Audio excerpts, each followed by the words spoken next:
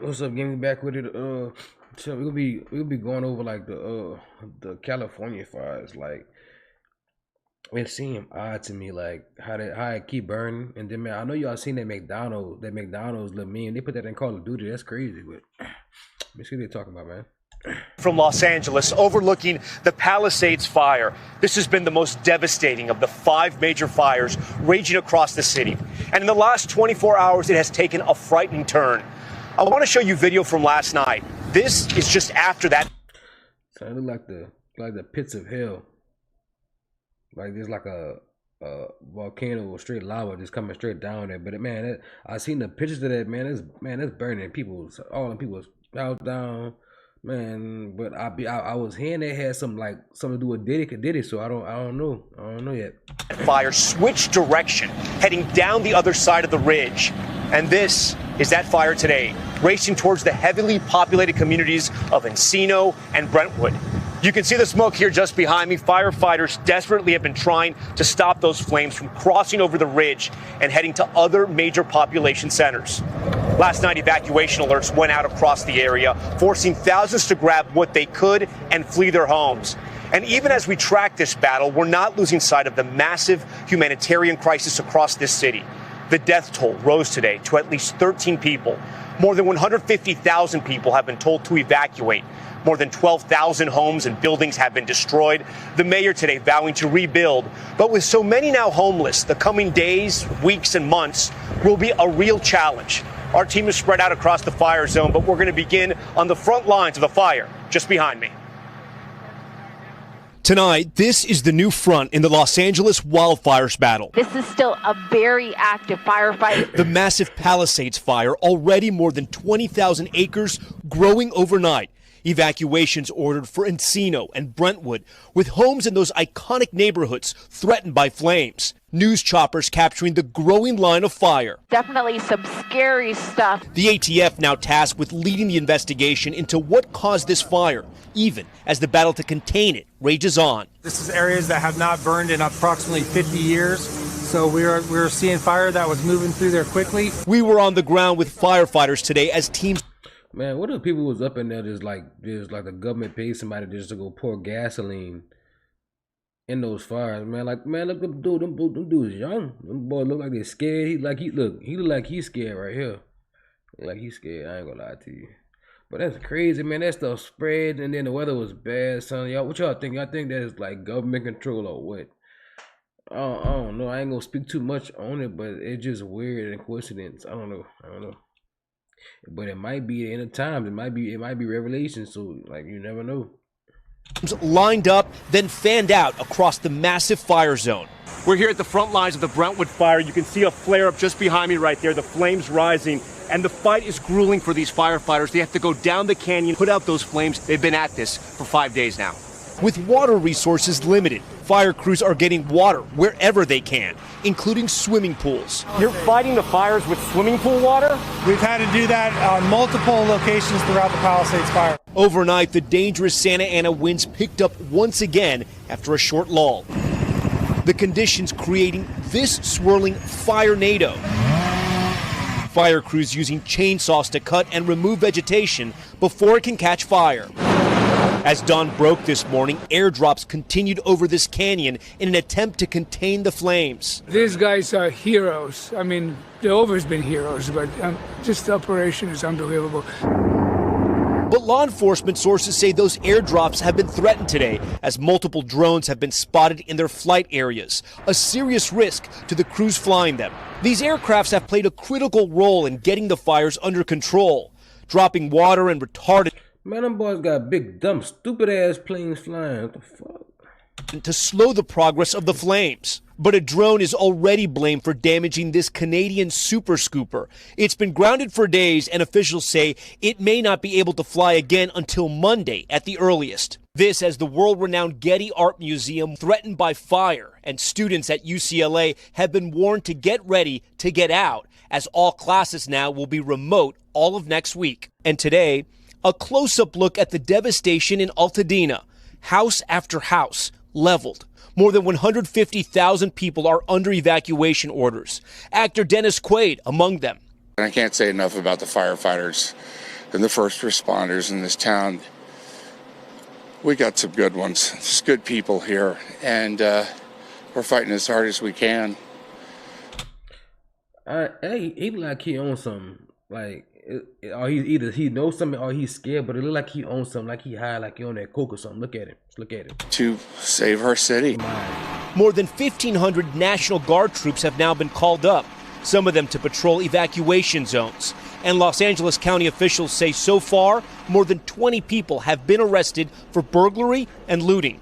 Just emptied the truck here with everything I was able to throw in. And so many now in limbo. Blake Mallon, a married father of two, lost his home. Tried to grab things that I thought would be hard to replace, so just a lot of kind of kids, baby things for Grayson and Sadie, a lot of photo books, kind of memorable moments. He stayed to the very end as he helped firefighters who ran out of water to save his house. I stayed really, I guess, for two reasons. One, to protect my house, and two, in the back of my mind, if I was going to lose absolutely everything, for me, I wanted to know that I did absolutely everything I could if I was going to lose it. I just don't want that to flash. Yeah. So it's all in the attic now? Yes, sir. He watched his block burn down, then finally his home as the attic caught fire. And for Blake, it is a total loss. In September, he says his insurance company pulled his fire coverage. If you could talk to the insurance companies, what would you tell them? With this message and my story and everybody else's story, is do what's right for the people and the families that have paid into your businesses for years. So many families in a similar situation. So you mean to tell me them boys pulled their insurances and them boys knew the fire was gonna hit? Them boys had to know the fire. They're gonna do a fire or something like that, bro. Cause they pulling people insurances. That's just not no coincidence, man. Y'all gotta pay attention. Situation. This, as we look just over our shoulder here, helicopters from the firefighting department making drops on flames that are just behind us. That anger you heard there from the family towards local leaders in LA is growing. Tonight, the fire chief blasting city leaders for not providing enough resources. The mayor is speaking out now. Ellison Barber has that part of the story. Tonight, Los Angeles Mayor Karen Bass under growing pressure. There is nothing that I will not do for the city where I was born and raised. Overnight, her office responding to rumors that the city's fire chief had been fired, posting on social media, the fire chief was not dismissed and is in full command of the LAFD. Did we have enough resources? I will tell you no. That chief, Kristen Crowley, speaking out to NBC's Los Angeles station, KNBC, Friday. This department was asked to take a $17 million budget cut. That is correct. She also told LA's Fox station that despite the city's growth, the number of fire stations has gone down. Crowley placing the blame for the current crisis squarely on the city. Did they fail you? Yes. Chief Crowley and Mayor Bass side by side at a press conference today. The fire chief and I are focused on fighting these fires and saving lives, and any differences that we might have will be worked out in private. Also to be worked out, the failure of fire hydrants in the region. Just 2 blocks down, there's a fire hydrant that's working just fine. The one 2 blocks above us is not. Governor, I live here, Governor. California Governor Gavin Newsom confronted on the issue earlier this week. Is it going to be different next time? It has to be. Newsom now calling for an investigation into the lack of pressure in the hydrants. Frustration to... Them boys knew that. So first of all, they pull the insurance. Then no water, like the water pumps, like low on pressure. Them boys knew it was coming. I think either they did it on purpose for a money scheme. I think it probably was for a money scheme, though. Everything be really about money. Today mounting as people waited hours trying to gain access to their neighborhoods to see what, if anything, of their homes remains. All our friends have lost everything. And nobody knows what's going to happen. We're just walking around numb. And Ellison joins us live tonight. Ellison, I know tonight you're among the people still trying to get to their homes. What are people being told about access? I mean, Tom, it's just cars as far as you can see by eye. People tell us that they have been told it would be 3 cars going in at a time, escorted by police, and that the priority would be people needing to get medicine. But these people over here, they tell us they are all waiting to go get medicine, and they say they cannot get answers on when they can go up, if they're going to be able to go up. And some of them, Tom, they say they have been waiting 9 hours. Tom? Yeah, and they unfortunately going to have to wait a lot longer. All right, Ellison Barber for us. You've seen the images. So it looked like she knows like something going on because she looks scared. Look how they unfortunately going to have to wait a lot longer. All right, Ellison. Like she want to cry. Look. Barber for us. You've seen the images from above. Entire neighborhoods totally wiped out. Thousands of people are now homeless, facing not only the challenge of rebuilding, but how to get through the next few days and weeks. Morgan Chesky has this story. Thank you. Anybody need water or Gatorade? Tonight, a massive relief effort racing to keep up with the flames, with tens of thousands pushed from their homes by fire, with many starting from scratch. Literally the basics: underwear, a pair of running shoes, socks. The Red Cross opening shelters citywide. This one near the Palisades fire, completely full. As a lifelong Californian, we know wildfires. This isn't uncommon, but to see devastation at this scale, it's just heartbreaking. Inside, families, some multiple generations, facing the reality of what these fires took away. For Khadija Lucarelli and her 3 children, it's a shelter turned home. I never thought of this. It seems like I'm in a movie.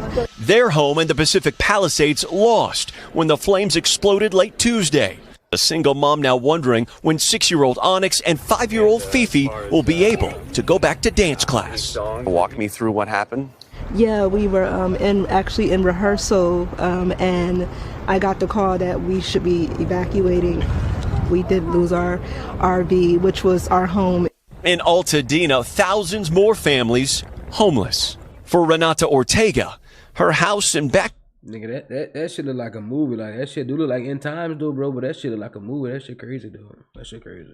Backyard floral studio never stood a chance. We worked so hard to get here, and now to see it this way. I never thought I would live through something like this. Yet amid the ashes of unimaginable loss, glimpses of hope as survivors in a fire-stricken city cling to what they do have. Everyone here around us is a family, like a blanket of warmth, and it keeps me going. Yeah, and here in Mandeville Canyon, you can see fires actively burning right now. This was a prime area of concern for firefighters, not just for the number of homes in this area, but also should the Palisades fire move through here, it could very well impact the heavily populated San Fernando Valley. Tom? Morgan Chesky, we thank you for that. These powerful winds here have been fueling these fires, and now after a bit of a lull, they're picking back up, as you can see. I want to bring in meteorologist Angie Lastman. And Angie, if they're going to be gaining strength later today, I think we're already feeling it. You definitely are, Tom, and they're only going to intensify from here on out over the next couple of days. Those winds today, 20, 30 miles per hour in the higher elevations, those are going to be gusting 50, 60 plus miles per hour as we get through at least the next 12 hours. You'll notice those ramping up closer to the coast as well, up to 30 and 40 mile per hour winds expected. By late Monday into Tuesday, high pressure drops in, sits over the Great Basin. That means that another dangerous Santa Ana wind event takes shape. This is going to leave us with those winds 40 to 70 miles per hour across this region. The humidity levels 5 to 15%, further fueling what we've already been dealing with across that region. Those alerts will continue through at least Wednesday. Finally tonight, Los Angeles is a city known for its amazing food scene. And in the face of so much devastation, those chefs from high-end restaurants to food trucks are kicking into high gear to help those in need.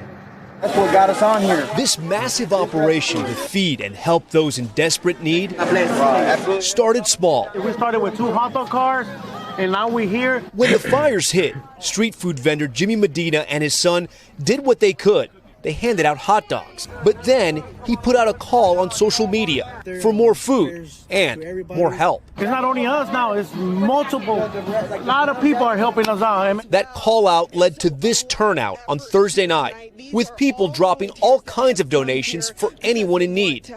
And this was the turnout today.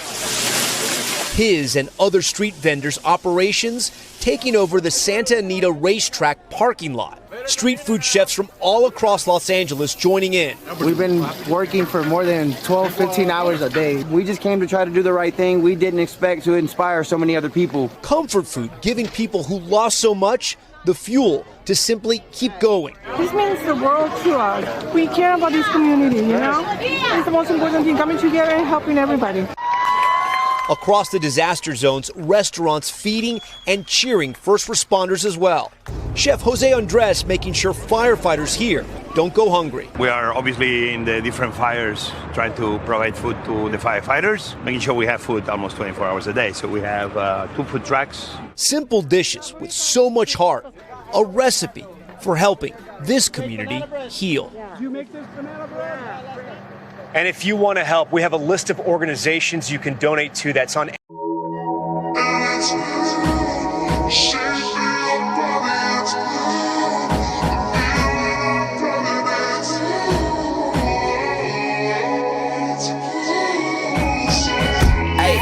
go, peace.